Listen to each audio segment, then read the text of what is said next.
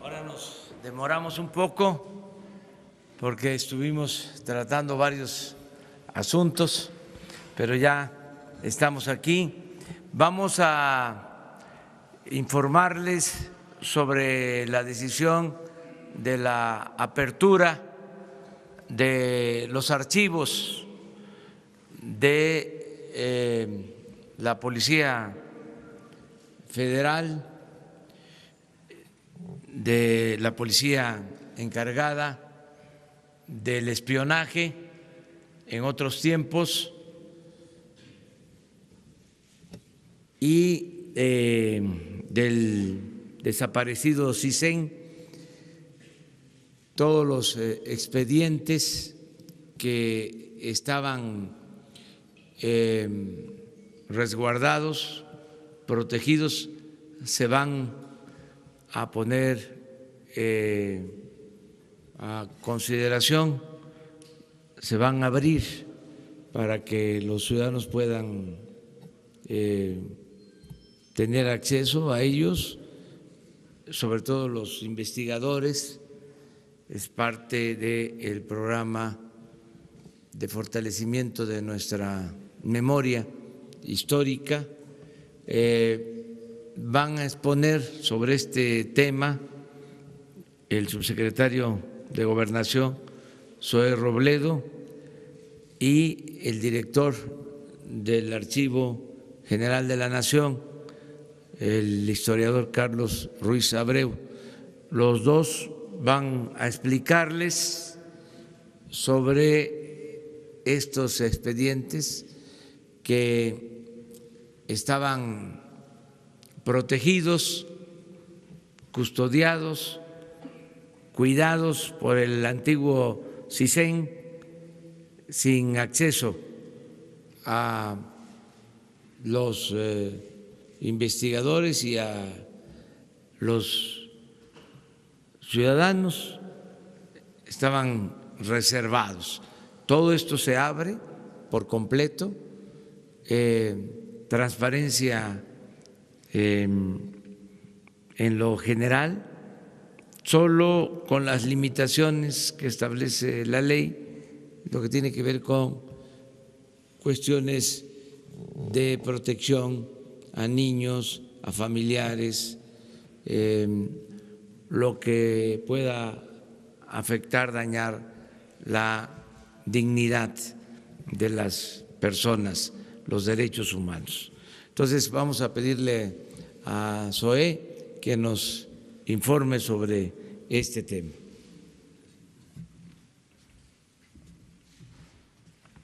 Con su permiso, señor presidente, buenos días a todas y a todos. Si pueden poner la presentación.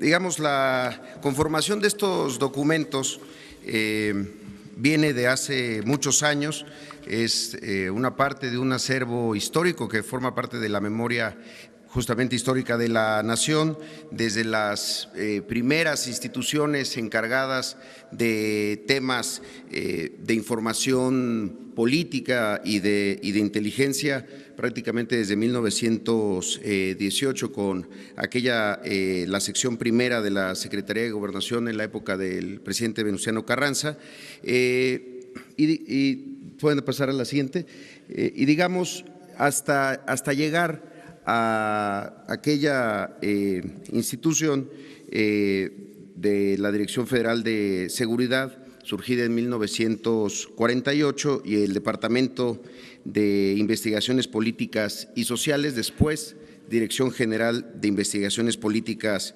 y Sociales. Estas dos instituciones en 1985 se fusionaron, creándose la Dirección de Investigación y Seguridad Nacional, que en 1989 pasaría a ser el CISEN. Como ustedes lo saben, a partir de este 2019, el presidente de México, Andrés Manuel López Obrador, promovió la extinción del CISEN para dar paso a este nuevo paradigma con el Centro Nacional de Inteligencia. Puede pasar a la siguiente. La apertura tiene una historia mucho más antigua, más anterior a lo que ocurrió en el 2001 y 2002. En 82, cuando la antigua cárcel de Lecumberri se convirtió en la sede del Archivo General de la Nación, desde entonces la Secretaría de Gobernación empezó a pasar algunos de sus archivos y de información producida por la Dirección Federal de Seguridad particularmente. Cuando fue la fusión con la Dirección de Investigación y Seguridad Nacional, perdón, con la creación de esta dirección, se transfirieron otros archivos al Archivo General de la Nación y en 98 hubo otra entrega. Pueden pasar a la siguiente.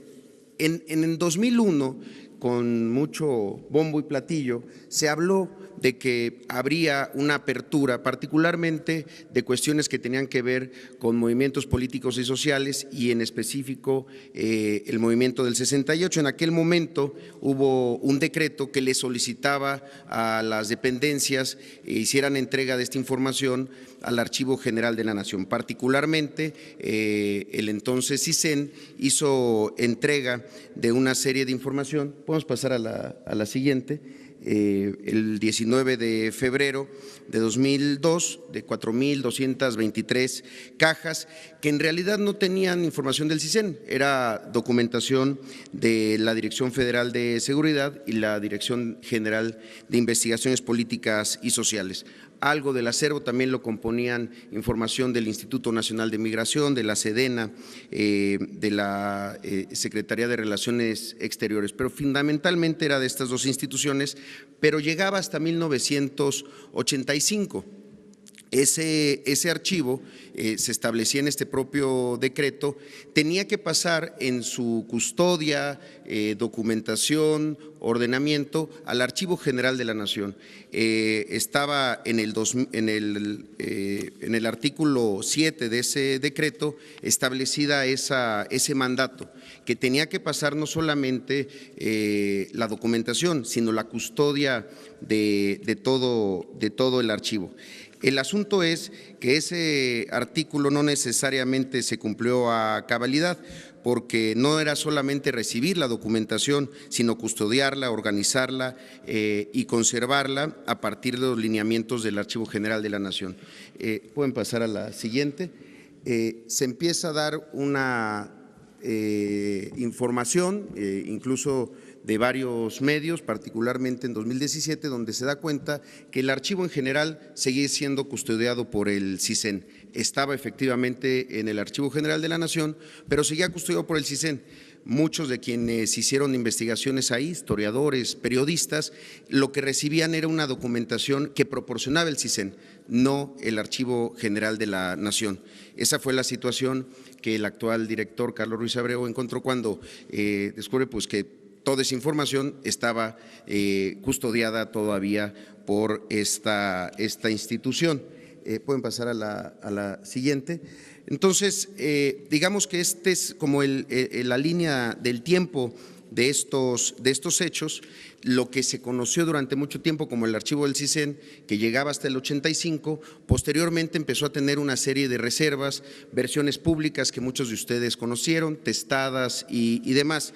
El acuerdo que fue publicado el día de ayer, bueno, esto fue parte de la promoción que se le dio a esta situación, que de hecho 16 años después no terminó jamás de concretarse, toda vez que estaba en el archivo, pero seguía siendo custodiado por el CISEN hasta hace apenas algunas semanas.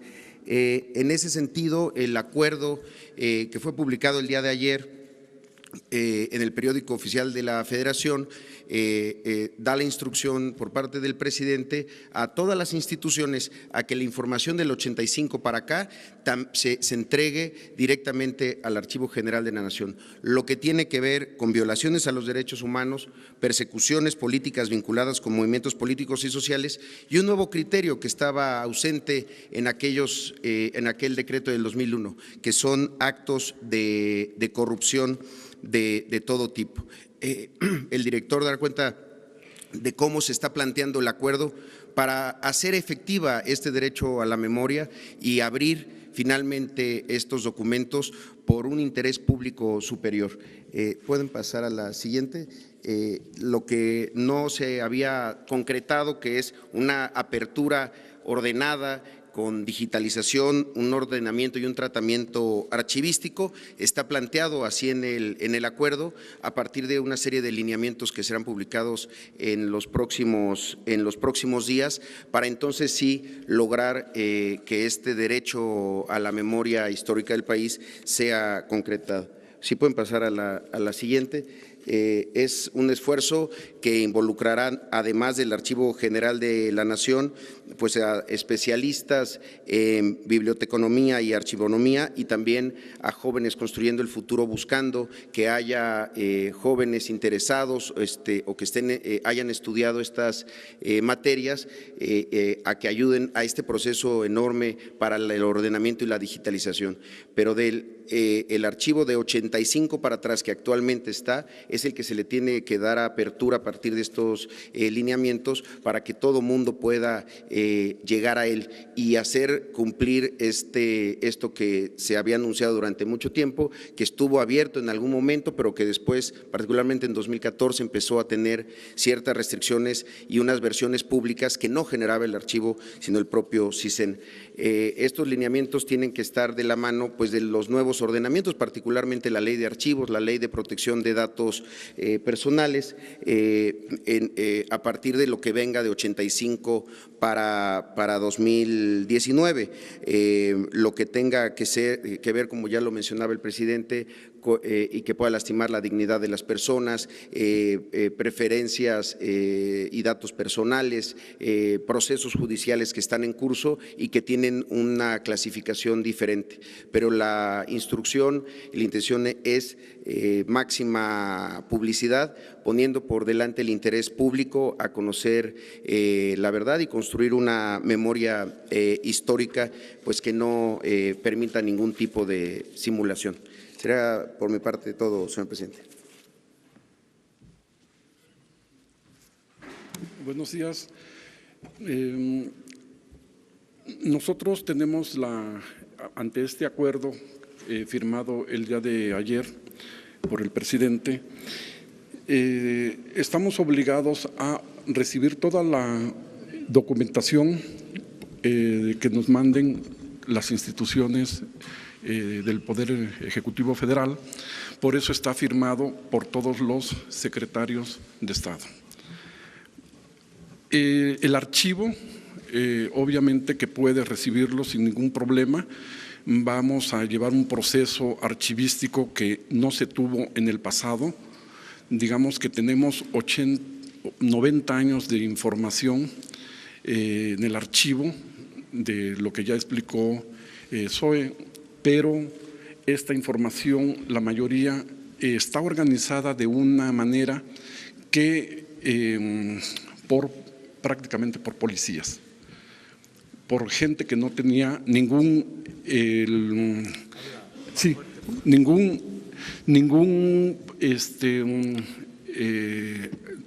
actividad en la archivística. Entonces, hay todavía cajas, de hecho, ellos mismos muchas veces no sabían qué había en esa documentación. Tenemos que entonces aplicar a todos estos documentos un proceso archivístico que es identificar qué hay, ordenar, clasificar y describir, para que todos los investigadores, todos los interesados puedan acceder fácilmente a lo que buscan. En ese proceso, pues nosotros estaremos inmersos ante este acuerdo firmado por el presidente. Tenemos 28 días prácticamente para dar los lineamientos y 180 días para que nos coordinemos con todas las instituciones públicas para decirles cómo es que nos deben de transferir los documentos. Quiero aclarar una cosa muy importante. Antes no se decía transferencias. El gobierno trasladaba información al archivo. Disponían que se depositara allí. Por consecuencia, pues no tenían ninguna ordenación y nos las dejaron prácticamente en bruto. Tenemos algunos de estos 90 años de información, algunos instrumentos de consulta, algunos ficheros, pero no toda la información está ordenada. Quiero decirles que yo estuve encerrado en el Archivo General de la Nación en los años 80 y 90, obviamente ya no como preso porque ya había desaparecido en el 76 Lecumberri, la cárcel, como investigador. Y durante 16 años pues estuve a cargo de la dirección del Archivo Histórico de la Ciudad de México. Tengo 40 años de experiencia como historiador y como archivista. Me he dedicado a la organización de los papeles antiguos, de los expedientes, de nuestra memoria histórica del país. Estamos comprometidos entonces, este gobierno, yo tengo la instrucción de que abramos todos los expedientes que se tengan que abrir. Esta memoria debe de ser conocida por todos.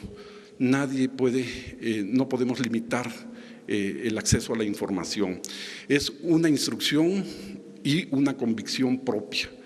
Entonces, queremos que nos ayuden a divulgar, a difundir este acuerdo. A partir del lunes, el Archivo General de la Nación, bueno, ya tiene un mes o 2 meses que nosotros estamos recibiendo muchas solicitudes de información pública de diferentes personajes y de diferentes eventos. Quiero nada más por último decirles que el episodio que pasó en diciembre, yo tomo posesión el 1 de diciembre y cuando llego, pues como buen investigador y además que conozco perfectamente el archivo, lo empiezo a recorrer. Y sucede que hay una parte una de las galerías que no puedo entrar. Entonces yo empiezo a investigar y digo, bueno, yo soy el director de este archivo, ¿cómo es que no puedo acceder a una parte de él, no? Entonces, pues me dicen, pues no, aquí solamente las llaves las tiene el personal del CISEN. Se fueron de vacaciones y en enero pues yo informé a las autoridades, a los superiores y les dije que teníamos que poner orden en el archivo, puesto que no podíamos permitir que se tuviera secuestrada prácticamente esa información. Nos pusimos de acuerdo y nos entregaron las llaves de esa puerta secreta y es lo que estamos abriendo al público a partir de hoy. Esta fue un poco la historia de lo que pasó con el CISEN, pero de todas maneras, como explicó Zoe, ya teníamos información en el archivo y bueno, el archivo está abierto.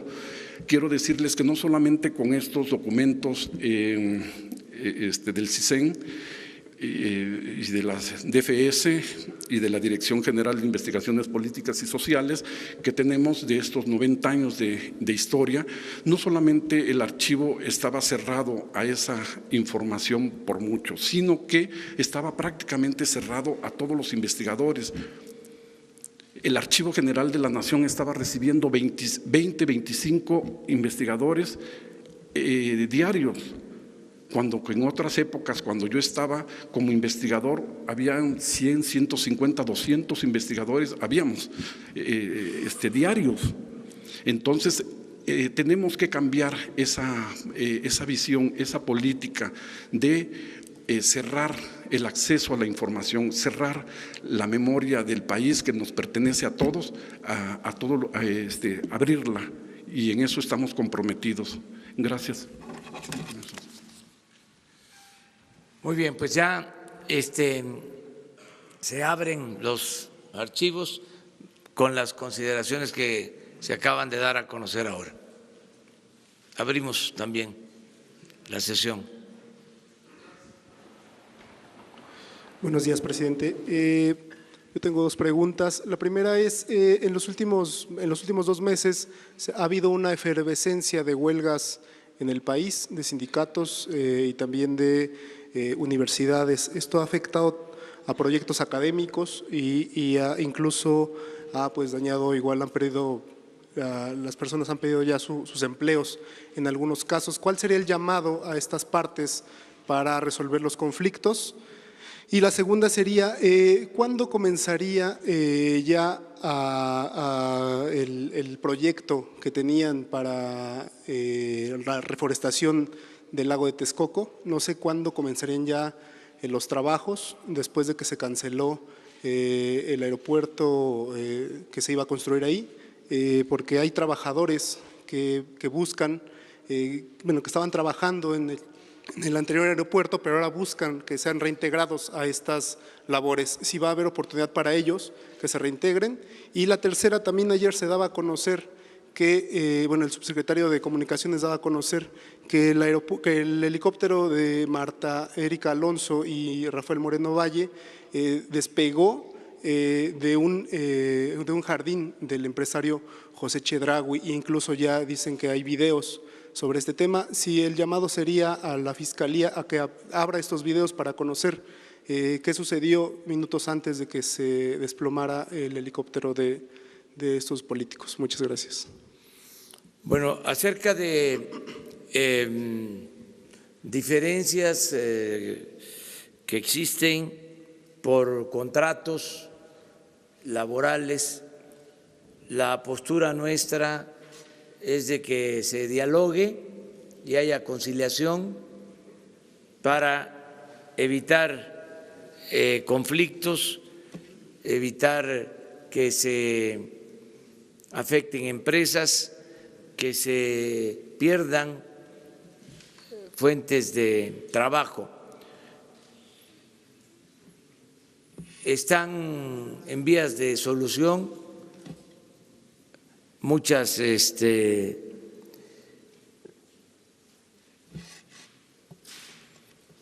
demandas de trabajadores por mejores salarios. Yo creo que esto se va a lograr. Estamos llamando a que se actúe con mucha responsabilidad, que al mismo tiempo que se aumenten los salarios, se piense en cuidar la situación económica de las empresas,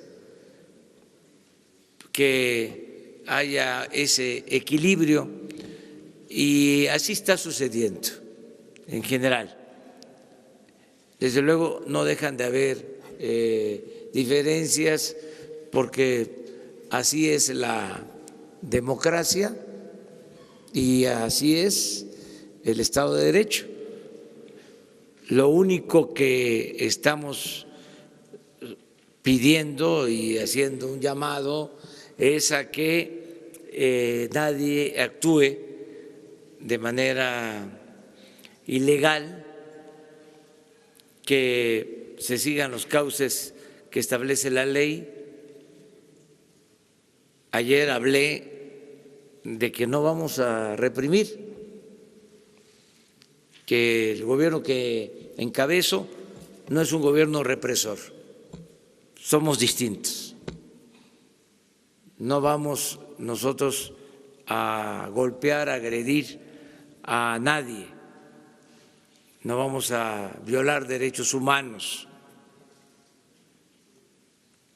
pero que al mismo tiempo vamos a que se aplique la ley, que se lleve a la práctica la máxima, el criterio de que al margen de la ley nada y por encima de la ley nadie, que exista y se haga valer un auténtico Estado de Derecho, no un Estado de chueco, y que la ley se aplique por parejo, que no haya excepciones, Por eso ayer también hablé de que el gobierno no tiene sindicatos preferidos, no tiene dirigentes preferidos y protegidos, no tiene partido, no defiende a ningún grupo de interés creado. El gobierno representa a todo el pueblo y es un verdadero juez que vela por la aplicación de las leyes y por las libertades de todos los ciudadanos. El único amo del gobierno es el pueblo de México. No valen las recomendaciones, el influyentismo, el amiguismo, el nepotismo, ninguna de esas lacras de la política. Eso ya se acabó. Está costando que se entienda de que estamos en una etapa nueva, pero poco a poco se va a ir aceptando que ya no es la misma política, ya se rompió el molde con el que se hacía la vieja política. Lo hicimos pedazos y entre todos estamos haciendo una nueva política. Esa es la cuarta transformación. Entonces es un proceso. Por eso también lo de la transparencia, que tiene que ver con lo que anunciamos hoy, con lo que se dio a conocer ayer, que se planteaba, habían esquemas, ya formas establecidas en donde se limitaba la información, ya eso se termina. Lo mismo en la petición que si la Procuraduría tiene que dar a conocer todos los elementos sobre el accidente donde perdieron la vida la gobernadora y su esposo, y 2 pilotos y un ayudante, abierta la información, transparencia completa, la vida pública cada vez más pública.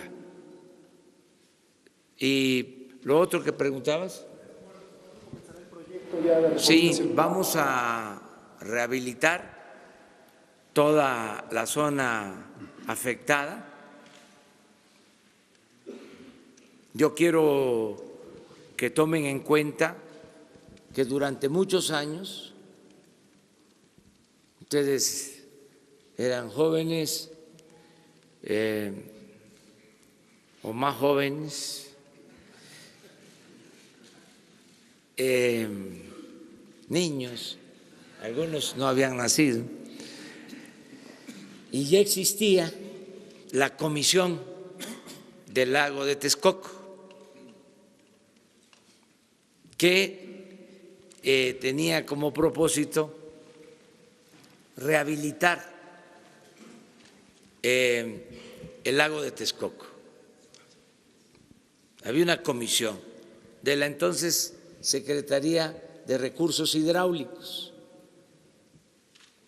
y el ingeniero Krushan fue durante mucho tiempo el director de esa comisión del lago de Texcoco y se avanzó mucho en la recuperación del lago de Texcoco. Entonces ahora se alteró, se afectó, se impactó, se va a buscar rehabilitar.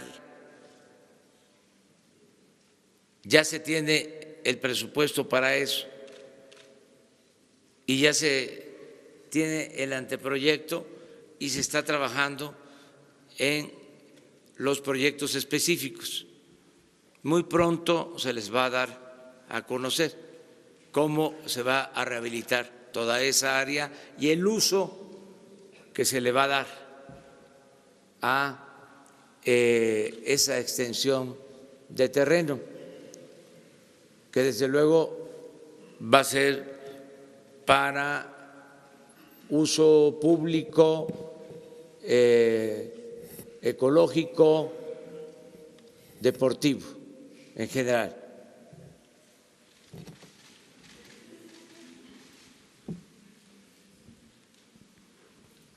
Buenos días, señor presidente. Alberto Rodríguez, de SDP Noticias.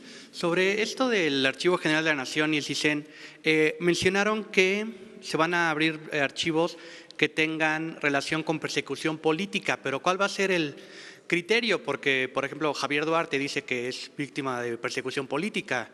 Entonces, quiero saber más o menos cuál va a ser el criterio para determinar qué archivos sí se van a revelar y qué archivos no. Esa es una pregunta. Y otra, muchas de las personas que salgan en estos archivos pues están vivas y vamos a ver que algunos de sus datos se van a reservar por obvias razones, pero también conocer toda esta información no podría encauzar una comisión para que se indemnicen a las víctimas de derechos humanos. Gracias. Bueno, va a haber cuidado en la entrega de documentos en general, pero estamos hablando de archivos políticos. Es lo que manejaba el Estado para perseguir a opositores. Es la Federal de Seguridad, que luego fue el CISEN, desde tiempos de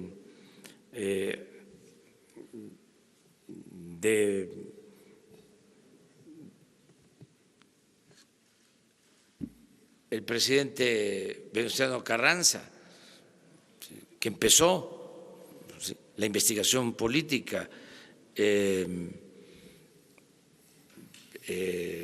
espionaje político a opositores. Y también yo les decía ayer de que no todo lo que ahí se dice es cierto. Ahí hay muchos inventos que acomodaban también la información a conveniencia. Cualquier dirigente social era tachado de subversivo. Mucha gente fue reprimida sin que se les comprobara nada. Era nada más lo que suponían los policías políticos. Una etapa negra en la vida pública del país.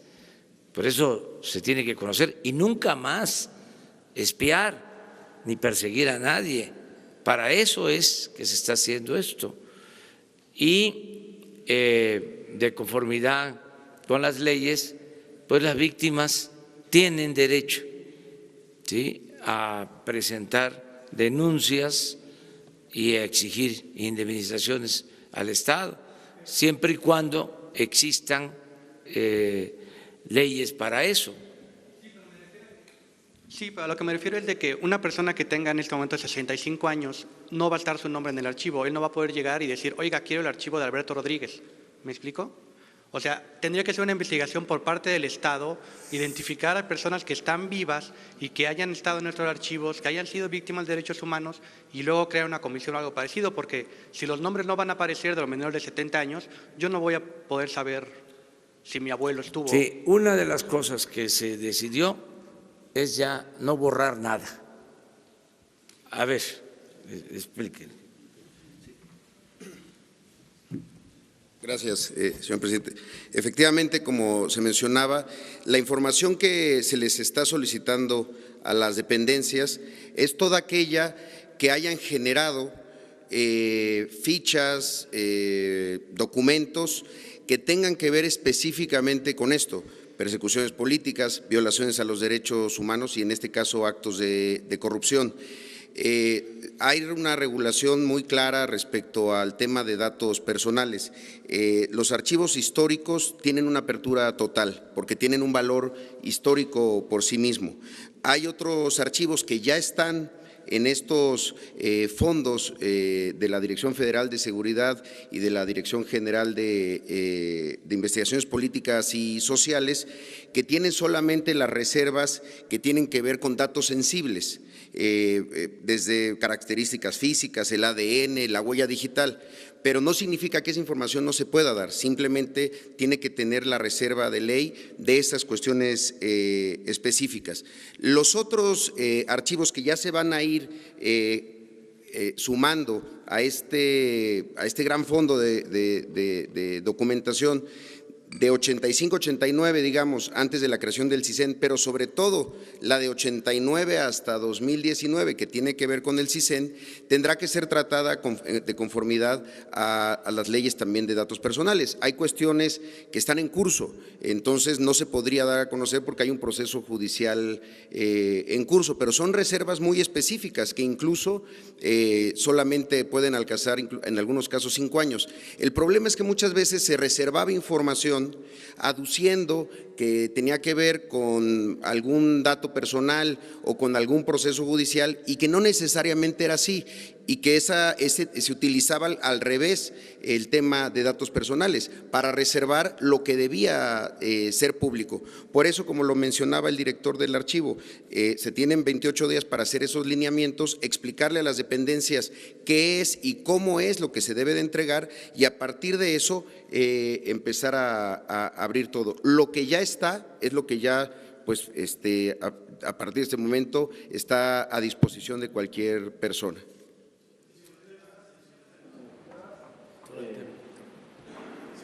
Soy, perdón, acá, Arturo Páramo del Grupo Imagen Excelsior.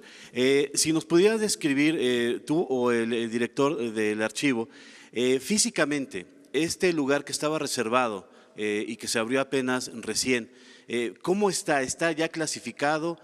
¿Son las cajas en bruto, como comentaba? ¿Ya hay algún tipo de fichero o de alguna digitalización de ese material que se pueda ya consultar, ir directamente, o todavía hay que hacer la búsqueda, como muchos tuvimos que hacer en algún momento, de ir y buscar literalmente caja por caja, documento por documento, folder por folder? ¿Ya hay alguna sistematización? Y precisamente sobre la sistematización, todo lo que no está sistematizado y que está en bruto y que dice usted que se va a comenzar a digitalizar, a ordenar y a clasificar y a ponerse a disposición de la gente, ¿cuánto tiempo va a tardar? Por ejemplo, el registro civil fueron cerca de 6-7 años en que se hizo 150 años de archivos que se digitalizaron. Acá hay ya infraestructura, ya hay algún proyecto, alguna estimación, algún cronograma para saber cuándo está todo ya listo. Sí, estamos precisamente trabajando en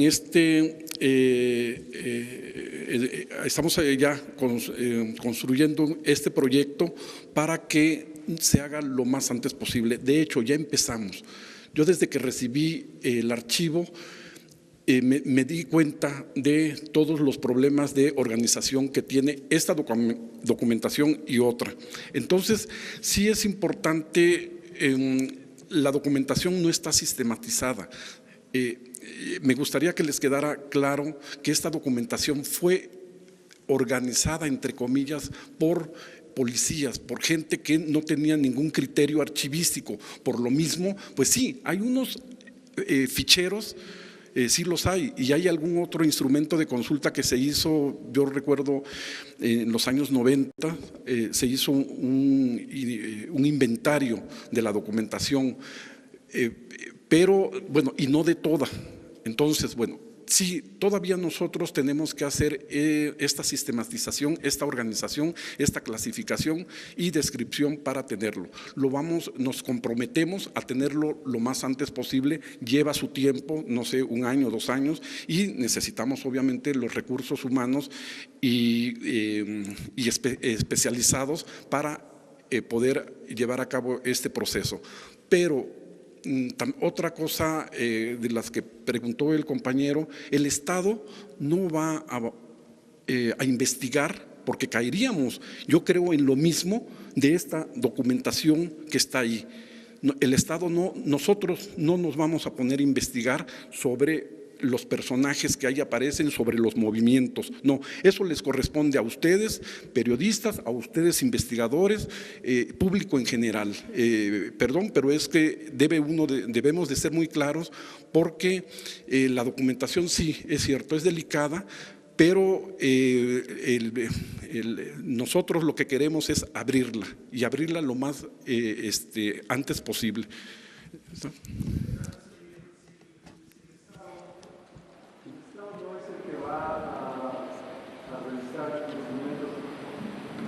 Hola, Agustín Velasco de NoTV. Si el Estado no es el que va a revisar estos documentos, dice que le toca esta parte a los periodistas, a los propios ciudadanos.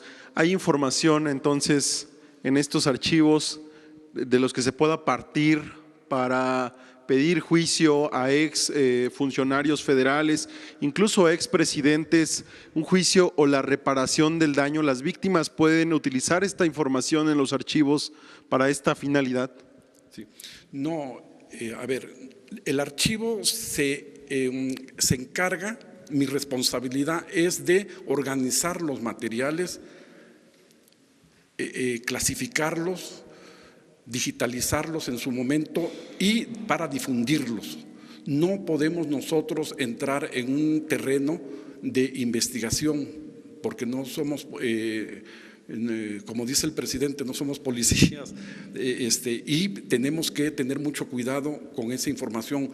El acceso es para ustedes, nosotros tenemos que darle el acceso pronto y expedito. Esa es nuestra responsabilidad.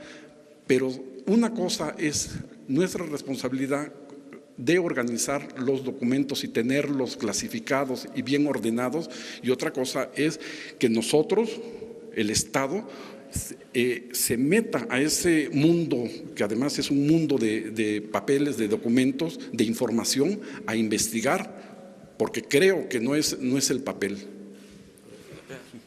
Es muy importante esto. Miren, no se limita esta acción al terreno de lo personal, lo que no significa que no puedan ejercerse las libertades, pero no es lo personal, no es solo lo jurídico legal, es la memoria histórica, el que todos los mexicanos tengamos acceso a la información, y esa es una responsabilidad del Estado,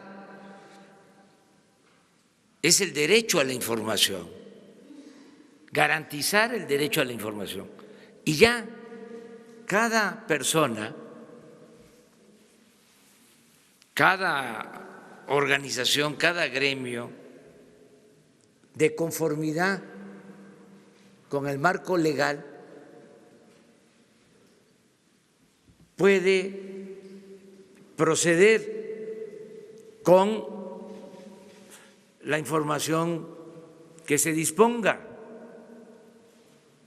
Ahí ya depende de si existe la voluntad de hacer una denuncia, si procede, si las pruebas son válidas, si se trata de actos vigentes, si no prescriben, pero ese es otro asunto. Lo importante aquí es decir, vivimos durante décadas sometidos por un régimen autoritario que limitaba las libertades, que perseguía a luchadores sociales, que etiquetaba, estigmatizaba a quienes no pensaban como lo decidía el régimen, y que ese comportamiento fue creando una actitud y un ambiente autoritario que llevó muchas veces a la represión.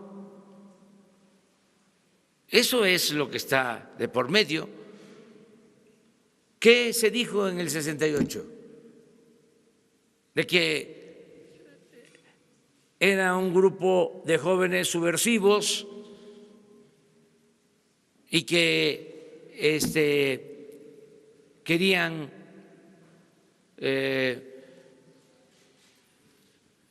destruir el Estado de Derecho y acabar con las instituciones, y que había que darles un escarmiento,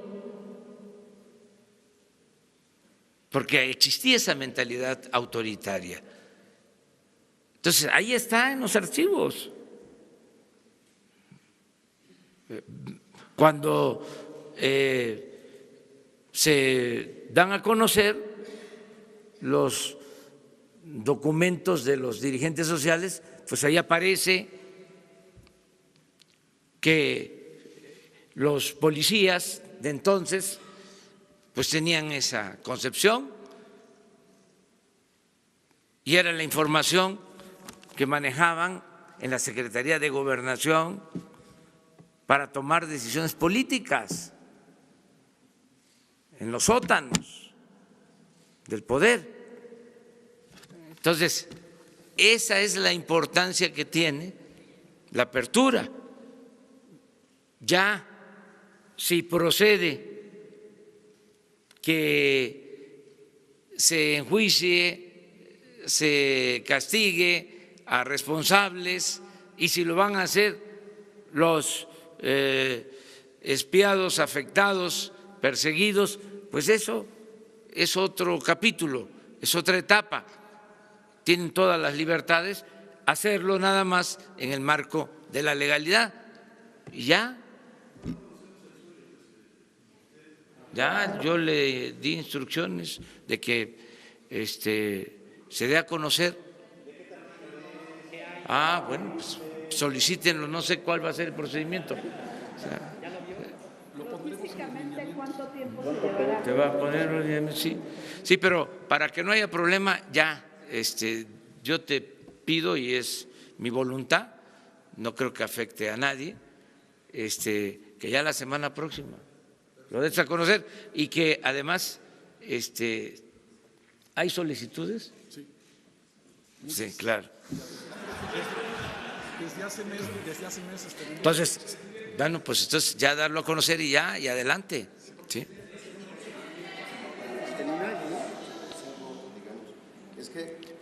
También es eso, sí. Es de 85 para atrás. ¿Sí? La primera parte, eso sí queda claro, ¿no? Y que de 85 a la fecha tiene que entregarse al. sí, las secretarías es un proceso, pero el de 85 para atrás ya, de inmediato. Yo quería. Presidente, sobre relaciones militares.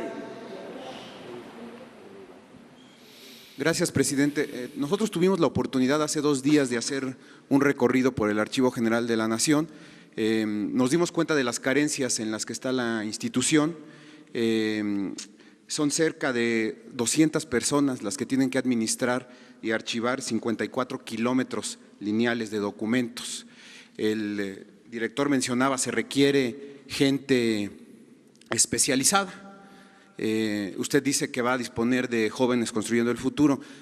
¿Bastará con eso? ¿Bastará, le pregunto al director, con jóvenes aprendices y esto retardará, digamos, que se concrete el acceso de las personas a esos archivos de 1985? Esa es la pregunta que le quiero hacer. Vamos a empezar con lo que hay. Ya existe una autorización, se pone contento, por eso me estaba riendo, porque tiene el respaldo aquí de ustedes. En efecto, no hay personal suficiente para atender el archivo, incluso se ampliaron las instalaciones, pero no hay más personal especializado. Entonces, en este caso ya existe pues un consejo integrado por Gobernación, por la Secretaría de Hacienda, y ya están reuniéndose para ver las necesidades de personal y que tengan posibilidad de atender bien a todo el público. ¿Habrá más recursos entonces, presidente, para el archivo y para que se haga este tipo de trabajo? Sí. Bueno, yo le tengo una pregunta que es de otro tema, si me permite, de una vez la solventamos. Yo le hablaba hace unos días de esta institución que se llama Indesol, que ha sido encargada de transferir recursos a las organizaciones de la sociedad civil en los últimos años. El mismo día que yo le platicaba esto, usted decía, se frena automáticamente la transferencia de recursos de esta institución. Sin embargo, ese mismo día que usted dio esa orden de frenar los recursos, ese mismo día se publicaron las reglas de operación del programa. No solo se publicaron las reglas, también subió el gasto operativo del programa por orden de la Secretaría del Bienestar y se nombró como responsable del programa de transferencia a organizaciones de la sociedad civil al presidente de una de las asociaciones civiles beneficiadas en los últimos años. Presidente, la pregunta concreta es, ¿le están poniendo el pie desde el propio gobierno? ¿Hay fuego amigo? Sobre todo por los intereses que se están manejando al interior de esta institución, porque hemos documentado también en los últimos días que la asociación en la que ha trabajado la secretaria Albores, la secretaria del Bienestar, recibió en los últimos años 5 millones de pesos. ¿Cuál es entonces esta situación? ¿Le están poniendo el pie, fuego amigo, y cuál es su postura sobre este asunto? La directora de Indesol es Luz Rosales, una mujer que ha trabajado durante muchos años con comunidades marginadas, pobres. Es una mujer íntegra, honesta, que yo estimo mucho. La conozco desde hace más de 40 años. Y ayer estuvo conmigo porque al enterarse de la decisión de que no se van a transferir recursos a organizaciones sociales, a organizaciones de la llamada sociedad civil, ONGs y todo esto que ya se dijo, ella pidió una cita para explicarme de la importancia del instituto de Indesol. Hablamos sobre el tema y le dije que no íbamos a hacer ninguna excepción. Ese fue el acuerdo, que no iba a haber ninguna excepción.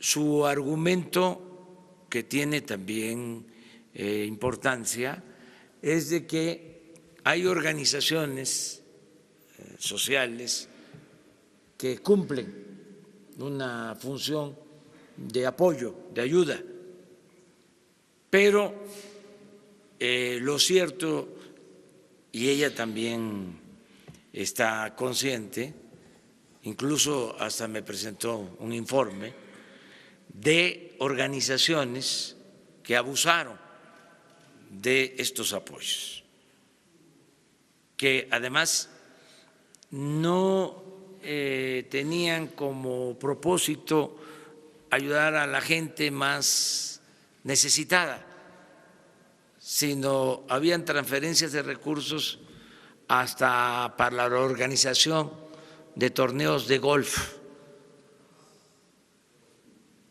así como lo están escuchando. No quiero meterme a ese terreno porque saldrían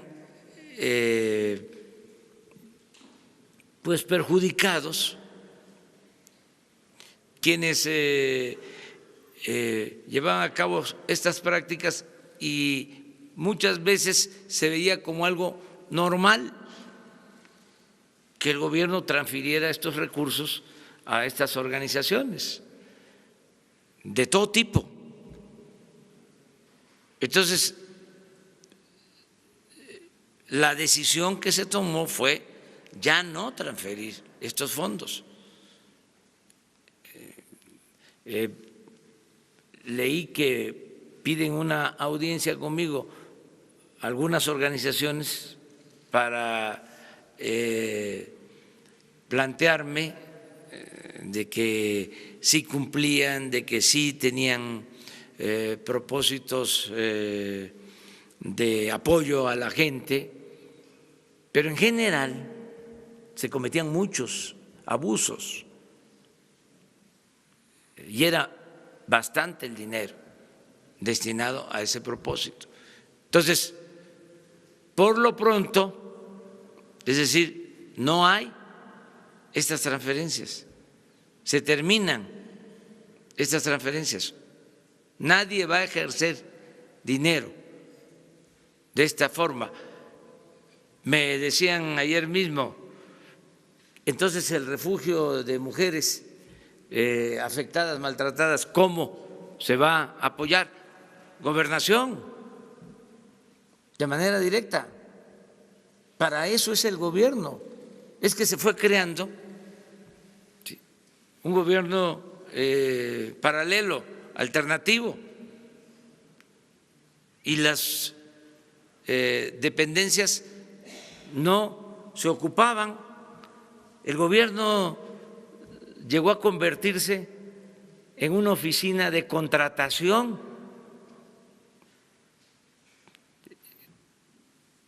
Tenía toda la estructura y si se necesitaba algo, se contrataba. Un estudio, bueno, había quienes recibían contratos para hacer discursos a funcionarios.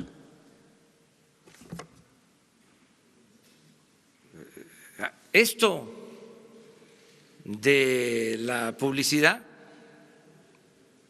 muchos contratos para transmitir mensajes,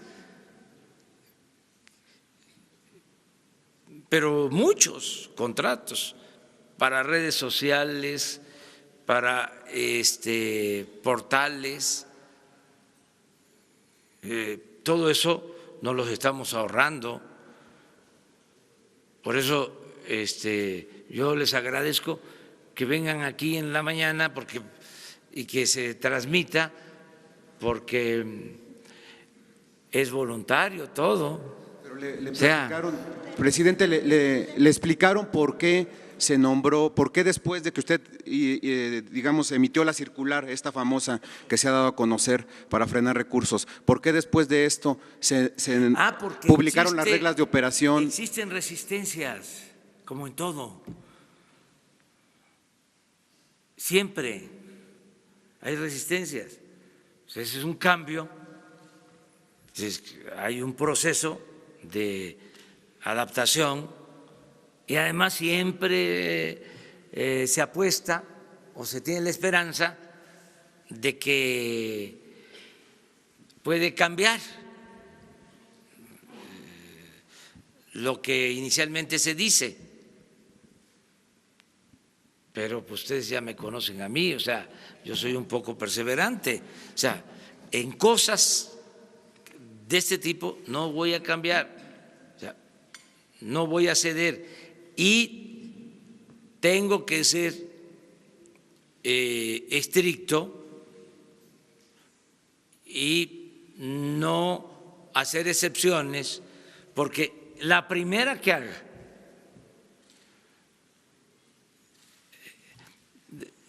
si se concede, a ver, es que se trata de la Asociación de Niños de la Calle, que se justifica mucho. Bueno, en este caso sí, pues por ahí se van a ir todos. Entonces, por eso se tienen que tomar decisiones de aplicación general. Eso no significa no atender a los niños de la calle. Pues para eso está la Secretaría de Bienestar y para eso está el DIF. Y tienen que atenderlos, es su responsabilidad, pero no darle el dinero para atender a los niños de la calle a una asociación. Gracias. Presidente, ¿cómo va a funcionar el tema de las mujeres maltratadas de los albergues?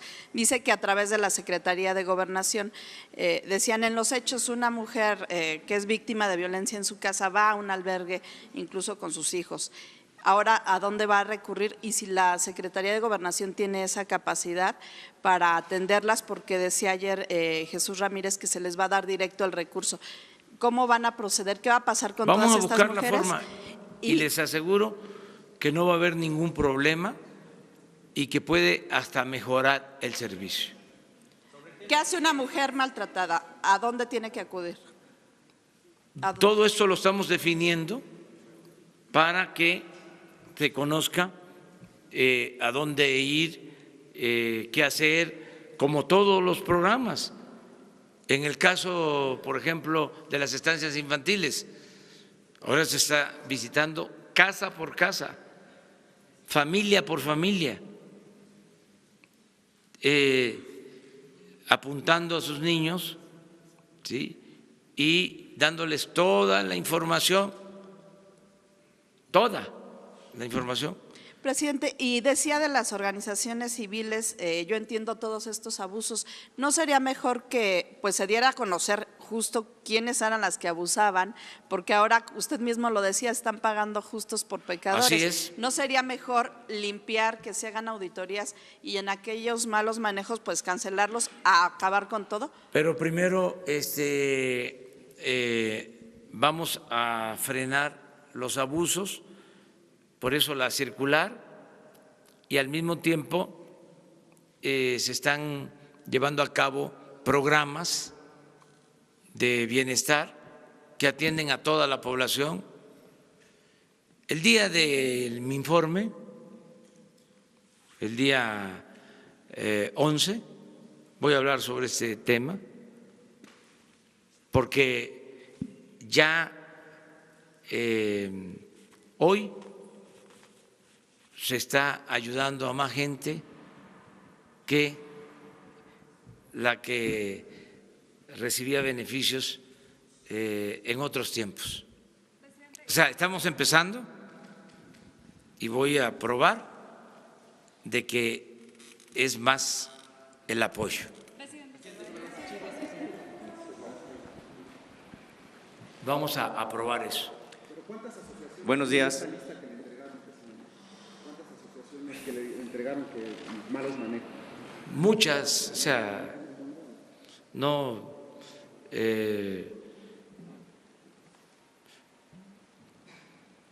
hay todas las organizaciones, son organizaciones campesinas, organizaciones de promoción de vivienda, de defensa de derechos humanos, de atención a mujeres maltratadas, a feminicidio, a niños de la calle, a personas con discapacidad, a adultos mayores. No, es una variedad. Y organizaciones deportivas, organizaciones musicales, artísticas, culturales. Se compraban suscripciones de revistas, pero de un buen número de revistas. O sea, tenemos que evitar todo eso y transparentarlo. Lo que se entregue, hacerlo público. Es dinero de todo el pueblo. Buenos días, presidente. Muchas gracias. Sósimo Camacho, de la revista Contralínea. Si tienen alguna idea del saqueo que sufrieron estos archivos que se van a abrir en su totalidad, porque prácticamente fue una simulación la que se hizo cuando se entregaron al Archivo General de la Nación. En efecto, quienes estuvieron bajo el control siempre de estos archivos fue el CISEN, y si se tiene conocimiento precisamente si están completos, si hay algún tipo de saqueo, de robo, si es que los funcionarios que salieron se llevaron algún tipo de documentos de este acervo. Segunda pregunta, si esta apertura va a alcanzar también a los archivos militares, porque prácticamente están intactos los archivos de la sección segunda del Estado Mayor de la Defensa, que es Inteligencia Militar, y de la Unidad de Inteligencia Naval también, y que tienen que ver precisamente con estos temas. Y tercero, presidente, en otro tema, estamos a 5 meses de que inicie el próximo ciclo escolar y la CONALITEC no ha iniciado la impresión de los millones de libros de texto que tienen que, que van a ocupar los estudiantes en el próximo ciclo. Si va a dar tiempo, si los contratos ya se asignaron, ¿va a ser por adjudicación directa o van a entrar a licitación? Gracias. Ya se está trabajando en los libros de texto, no van a faltar y se va a hacer de conformidad con la ley. Acerca de si se sustrajeron expedientes, no sé, ¿cuál es tu opinión sobre esto? Sí, nosotros estamos haciendo un diagnóstico, todavía no lo podemos decir exacto. Creemos que la documentación está intacta, no se llevaron nada, al menos es hasta ahorita el recuento que hemos hecho. De todas maneras, en este proceso de organización que estamos haciendo en el archivo, pronto sabremos qué tanto pudieron extraerse documentos, pero parece ser que no era… Por eso la resguardaban, no tenía caso que ellos mismos sacaran documentación que ellos tenían resguardada, o sea, no es el caso. Entonces, yo creo que está en este momento toda la documentación, son miles de expedientes, miles de cajas, y nosotros el proceso que llevamos archivístico, eso sí, nos llevará muy poco tiempo saber cómo está la documentación, porque se está numerando y se está de acuerdo a un inventario que se había hecho de una parte de esta documentación, sí podremos saber. Sí. Perdón.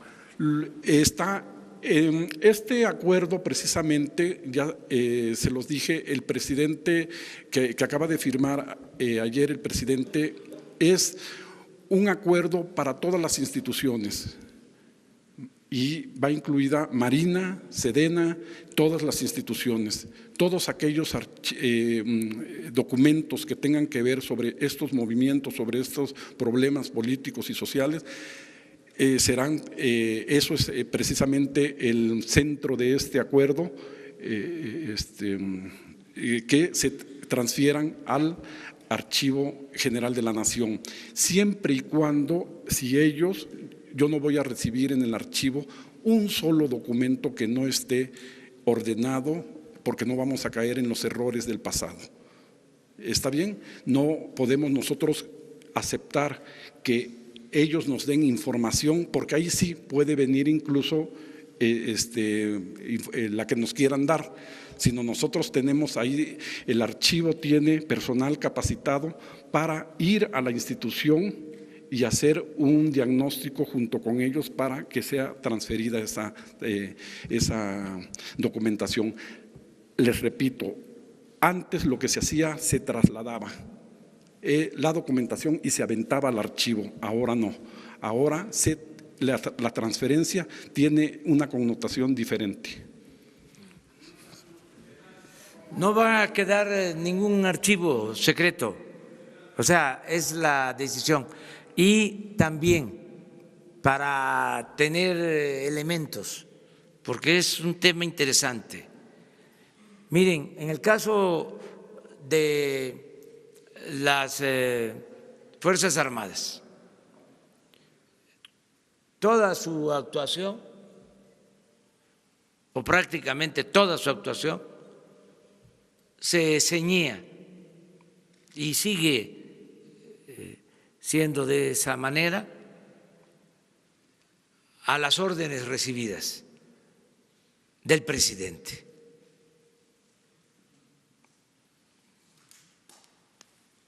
Para que nos entendamos mejor.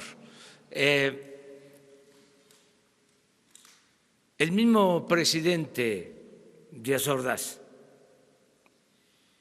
aceptó lo del 68 y hay testimonios de que en lo del 68, antes del ejército, estuvo el Estado Mayor Presidencial, que la operación fue dirigida por el Estado Mayor Presidencial. Entonces, se tiene que saber todo, pero que nos sirva de punto de referencia el que se trata de un régimen presidencialista. Por eso siempre insisto mucho en que no debe de buscarse solo chivos expiatorios y estar con lo mismo de que el presidente no estaba enterado o no le informaron o no sabía, o el presidente tiene buenas intenciones pero está rodeado de gente que no le ayuda. Eso es puro cuento. El responsable es el presidente. Y por eso no va a costar limpiar al régimen, de que no haya corrupción, de que no se violen derechos humanos, de que se respeten las libertades, porque depende de la decisión que se toma arriba. Entonces, no va a haber excepciones, es para todos. Una más. A ver.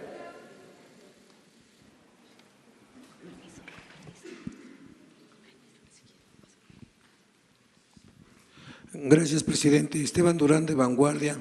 Oiga, aparte del peso histórico que tienen estos archivos, y como decía el compañero, ¿no sería hacerle justicia a quienes verdaderamente lo merecen y reivindicar a quienes fueron pues aplastados en su momento, y que fuera el Estado quien ofreciera una disculpa a ellos porque se lo merecen y castigar a quien verdaderamente cometió pues un atropello? Eso por un lado. Por otra parte, usted ha dicho que nada ni nadie por encima de la ley, y en ese sentido quiero decirle que la empresa Walmart ha incurrido en varias irregularidades con sus trabajadores, esclavizándolos, dándoles pues una miseria por salario, y que las condiciones son infrahumanas. Inclusive se ha documentado, se ha investigado en que también ha habido extorsiones que ha entregado a funcionarios pasados. Entonces, habría que hacer una investigación al respecto también por la evasión de impuestos que está incurrido. Inclusive ya se le hice llegar un documento para que usted lo vea y que la Fiscalía también igualmente lo tiene. Gracias. Sí, un homenaje a quienes fueron víctimas de la persecución del régimen autoritario pasado es esto que estamos haciendo. Y desde luego siempre recordarlos con mucho respeto, siempre a los que han sido víctimas de represión y más a los que perdieron la vida, los que fueron asesinados, y nuestro reconocimiento permanente y perdón en nombre del Estado. Eso siempre lo voy a estar repitiendo como representante del Estado mexicano. No vamos nosotros a callarnos ni vamos a solapar actos autoritarios, represivos. Todo eso se termina y eso es una forma de reconocerles, de homenajear a quienes fueron víctimas de la represión, del autoritarismo. Acerca de lo de Walmart, hay instancias para esto. La Secretaría del Trabajo tiene como propósito buscar la conciliación y que haya justicia.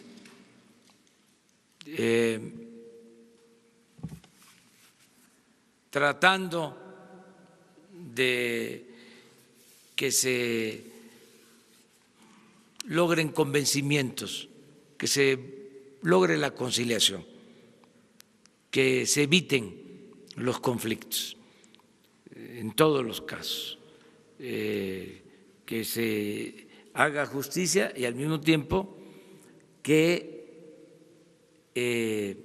se cumpla con la legalidad existente. Ese es el propósito del gobierno en todos los casos. Bueno, nos vemos.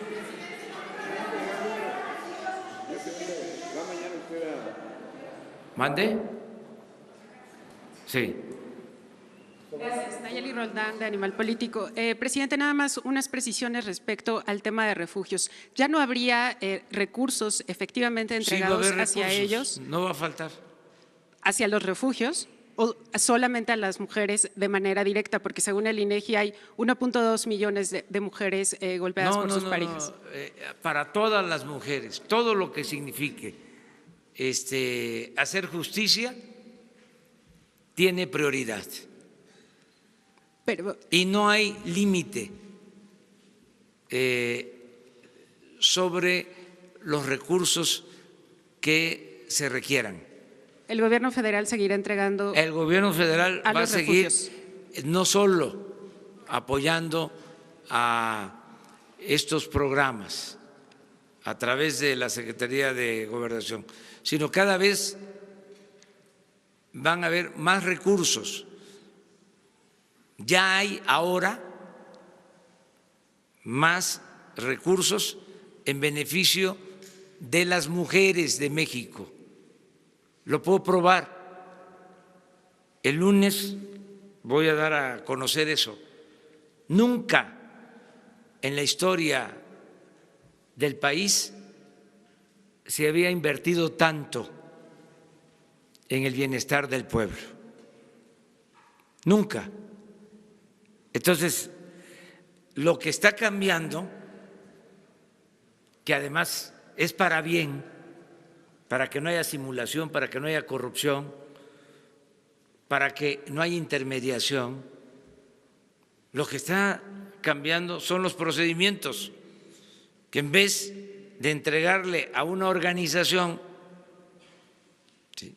los recursos destinados a quien lo necesita, se entreguen de manera directa a los beneficiarios.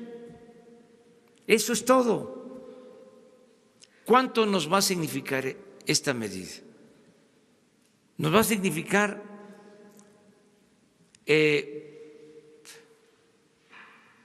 con los mismos recursos, ¿sí?, beneficiar mucho más, porque no llegaban los apoyos a la gente. Entonces se fue creando una constelación de organizaciones. Era otro gobierno,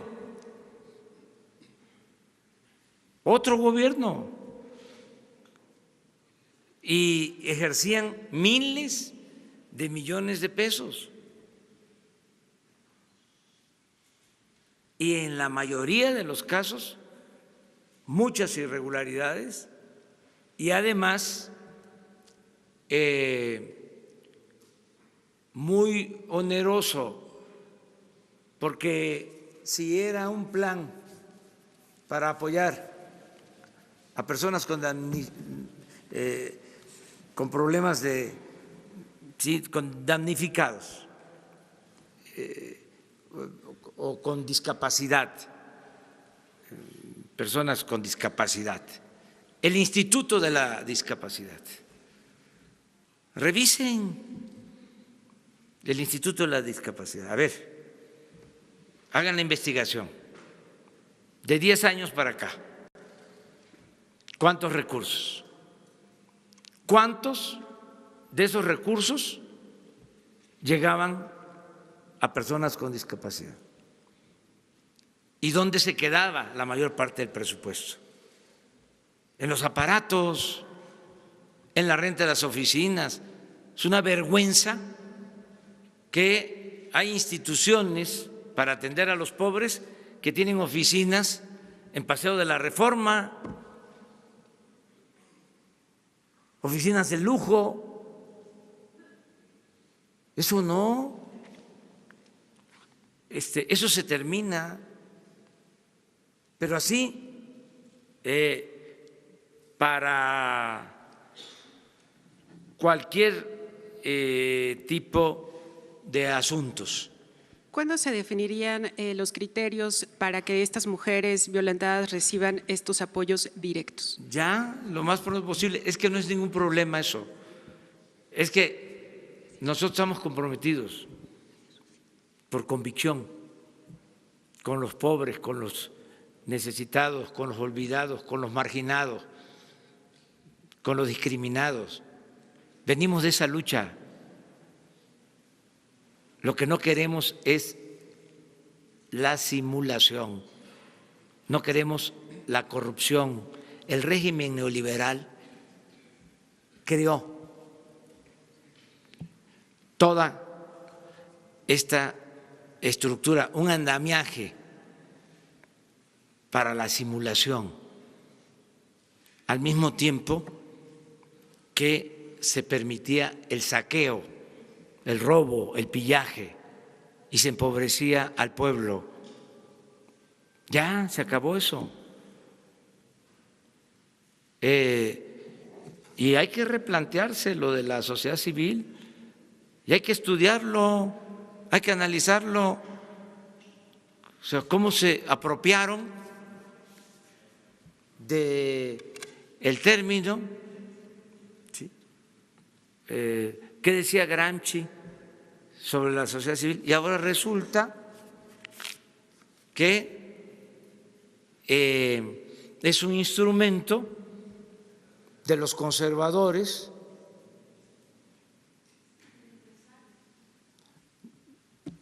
de los potentados, de los machuchones, para justificar todo. ¿Cómo se le llamaba antes a la sociedad civil? pueblo. Entonces, me dicen algunos en sus argumentos alegatos, válidos, ¿no? Es que la sociedad civil no es conservadora. Hay también sociedad civil de izquierda. Ahí se los dejo de tarea. Bueno, muchas gracias.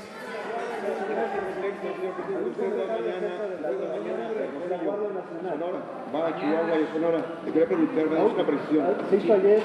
Va a encontrar que los Chihuahua y Sonora. Señor presidente, seguramente. Y el domingo Baja California. Seguramente, señor presidente, seguramente.